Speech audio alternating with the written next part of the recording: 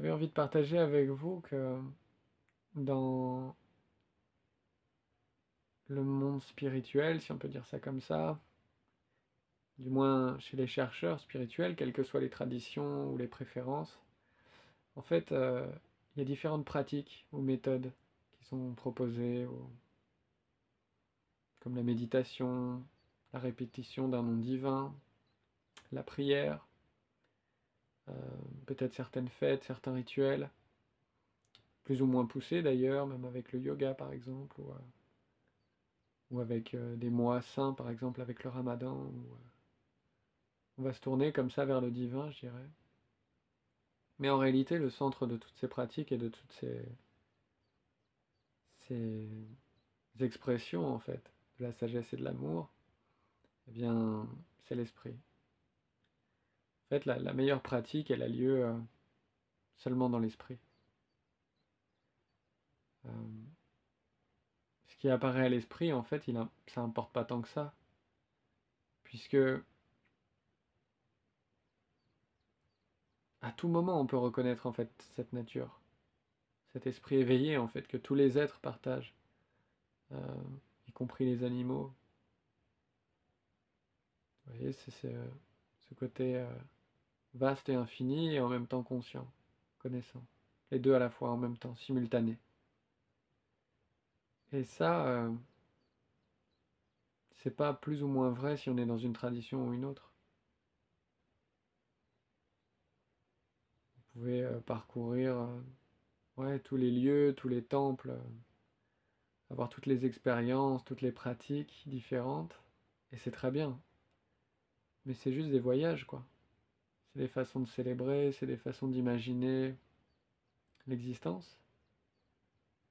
Mais ce que vous êtes est avant tout ça, avant tous les mouvements, quelque part. Et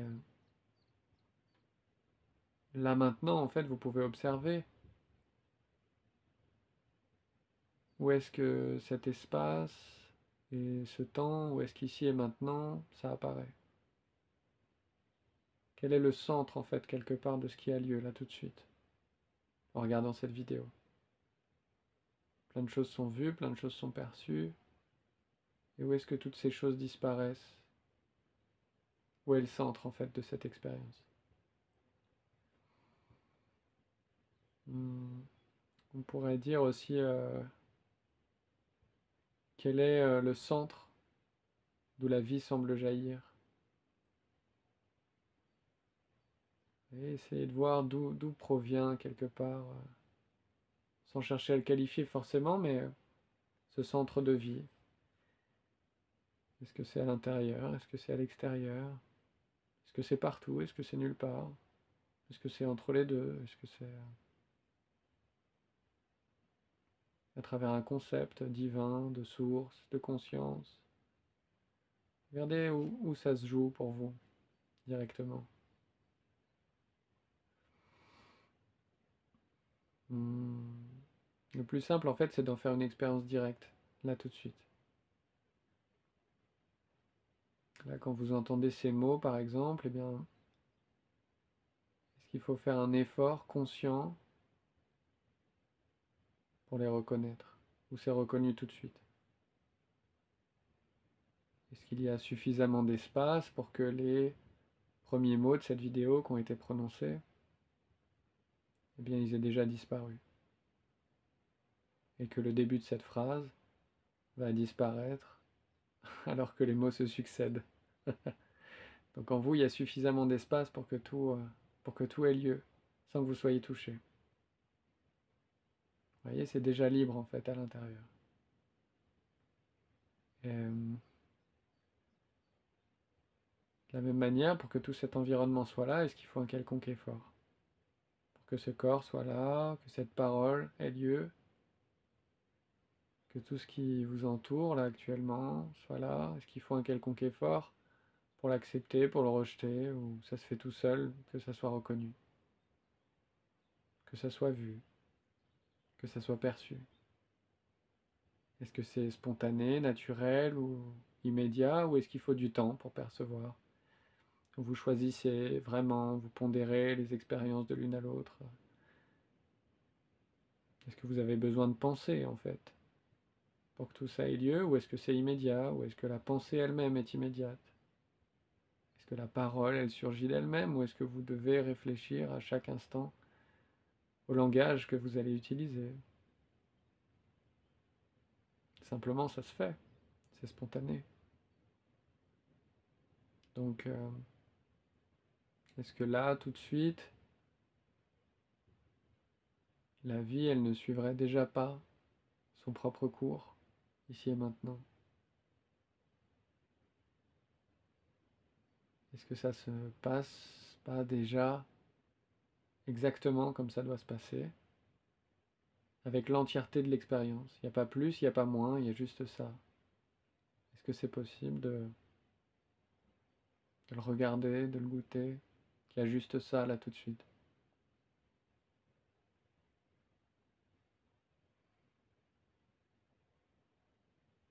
Aussi, on peut voir s'il pourrait être présent là.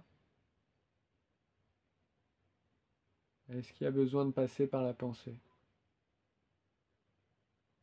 Il n'y a pas besoin d'y penser? Ou est-ce qu'il y a besoin d'y penser? Juste pour être présent là tout de suite. Faites-en une expérience directe, il n'y a pas de bonne ou de mauvaise réponse. Juste regardez par vous-même. C'est le plus important.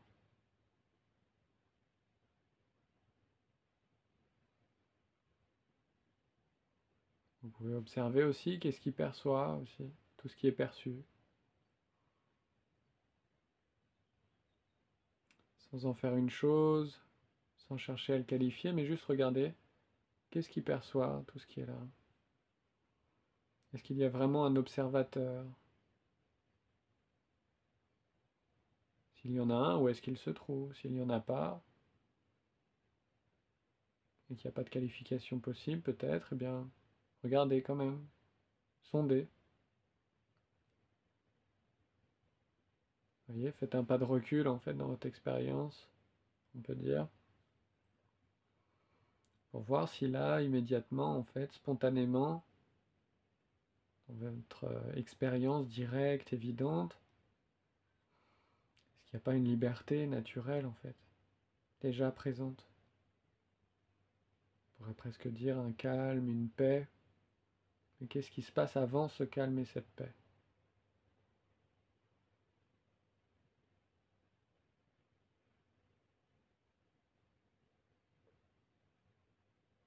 Vous voyez, vous ne pouvez pas expérimenter, en fait. Vous pouvez que être le témoin de l'expérience. Vous pouvez aussi voir quel est le témoin du témoin de l'expérience.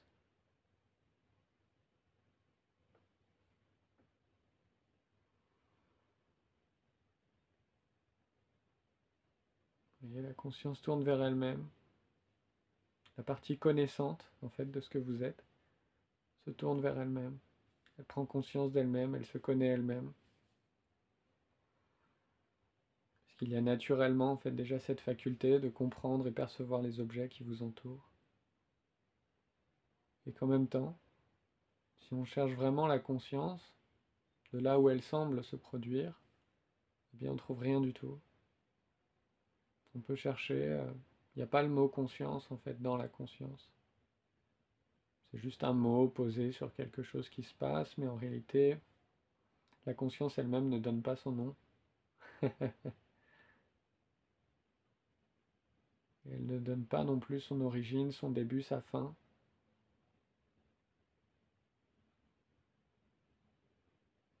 C'est vraiment en faisant une expérience directe que quelque part toutes les identifications, toutes les souffrances, toutes les limitations au corps, à l'esprit, peuvent glisser naturellement. Puisqu'on se met à se rendre, enfin, puisqu'on se rend compte en fait qu'il y a plus d'espace que ce qu'on imaginait auparavant. Dans notre nature déjà telle qu'elle est. Donc c'est pas quelque chose qu'on fabrique pour aller chercher un quelconque calme ou se détendre. Pas du tout. C'est pas une manière de se focaliser ou de se changer de quoi que ce soit. C'est juste reconnaître ce que nous sommes, tel que nous sommes. Donc dans cet aspect vaste et connaissant, la conscience infinie, on pourrait dire. Mais c'est les deux à la fois. Et encore, ça, c'est des mots. Donc, vous pouvez simplement ouvrir cette porte impersonnelle, parce que ça n'a pas besoin de quelqu'un pour que ça soit là. Et ça n'a pas besoin de quelqu'un non plus pour que ça se révèle, puisque c'est déjà là aussi.